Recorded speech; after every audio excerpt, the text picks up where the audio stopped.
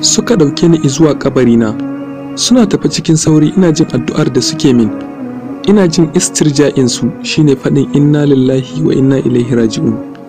Ina jin kukansu da suke yi, ni kuwa ina cikin halin ɗimuwa da tsoro abinda zan taras, domin yanzu ina tuno zaluncin da na yi da kuma zunubaina da kuma lokutan da na kwashe cikin shiririta da shirme maimakon bautar ubangijina. Lallai yanayin akwai tsoro. Bayan sun isa kabarina sai na ji sautuka da maganganu masu yawa. Hakika ina jin maganganun masu sanya na a cikin kabarina. Ina jin ɗayansu na cewa, ku matso da shi, ku sako shi ta nan, ku buɗe hanya. Ya Allah, yau abin da ake bani labari kuma nake gani muna ma wasu, to yau ga shi gare ni. Suka shigar da ni kabari. Ina jin wanda ya ciro gawata na cewa, bismillah wa ala millahi rasulullah. Aka so ma shirya itatuwa da kwaɓa ƙasa ana sanyawa a kabarina. Kamar na ihu na ce, kada ku bar ni a nan dan Allah, ban san me Allah zai min ba in kuka bar ni, amma ina ko na faɗi ba za su ji ni ba.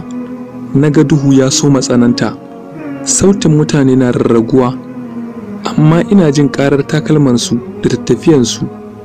Ina ji wasunsu suka tsayu a kabarina suna min addu'a.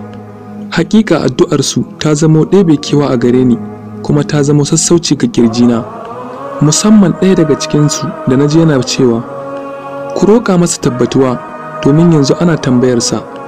Kwatsam sai kabari ya soma matsewa, har na ji tamkar za a matsa dukkanin jikina ne. Na firgita har na kusa fasa ihu, sannan sai kabarin ya dawo yadda yake. Can sai mala'iku biyu suka bayyana gare ni cikin sura mai ban tsoro. Jikunansu masu girma ne baƙaƙi, idanuwansu manya, idan suka kyafta ido tamkar walƙiya, ƙumbunansu tamkar za su taɓo ƙasa.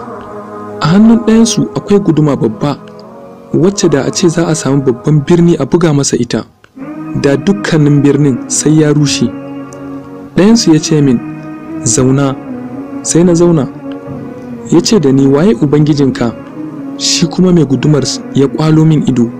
Sai na ce, ubangijina shine Allah. Hakika na kasance ina amsawa cikin kiɗimewa. Sai ya sake ce min, waye annabinka? Na ce, Muhammad sallallahu alaihi wasallam. Ya ce, menene addininka? Na ce, addinina shine musulunci. Sai suka ce min, hakika yanzu ka kubuta daga fitinar kabari. Sai na ce da su, ku ne Munkar da Nakir? Suka ce min, eh. Suka ƙara ce min, da a ce baka amsa ba, da mun bige ka da wannan gudumar, wanda sai ka yi ihu, ihun da duk halittu sai sun ji, amma banda mutane da aljanu. Inda mutane da aljanu za su ji ihun, da sai sun sume saboda tsabar ihunka, kuma da sai ka nutse a ƙasa tsawon zira'i 70. Sai na ce, godiya ta tabbata ga Allah da ya kubutar da ni daga wannan. Hakika wannan falalar Allah ne shi kadai. Sai suka wuce. Bayan wucewarsu sai na soma jin wani zafi mai ban mamaki. Jikina ya soma zufa yana karkarwa. Ya kai mai saurare, hakika wannan faɗakarwa ne da tsoratarwa daga wannan tashar ta Gudun Duniya TV. Muna fatan Allah ya kyautata ƙarshenmu, ya kyautata makwancinmu. Allah ya samu ansa tambayoyin kabari daidai.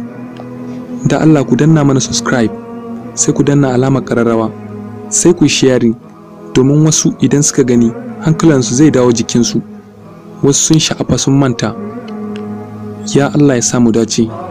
Amin.